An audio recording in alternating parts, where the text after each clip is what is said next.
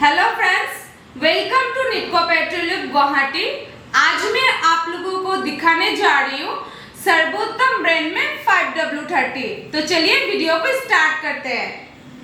आप लोगों को दिखाई दे रहा होगा 3 लीटर का पैकिंग है।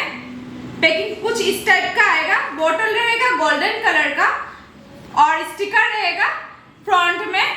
एंड बैक साइड का बात करने से आपको पीछे में MRP दिया रहेगा। वैसे सेम आपको 3.5 लीटर में भी मिल जाएगा एंड 1 लीटर 210 लीटर बैरल में किसी का रिक्वायरमेंट होता है तो ऑन ऑर्डर पे मिल जाए। तो चलिए क्वालिटी देखते हैं अभी।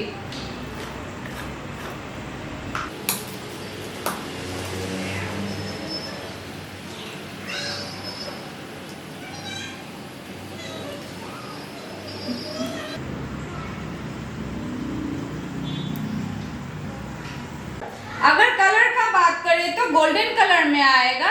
सेम ही 3.5 लीटर में ही मिल जाएगा। अभी ऑर्डर करने के लिए स्क्रीन पे दिए गए नंबर पे संपर्क कीजिए। Thank you.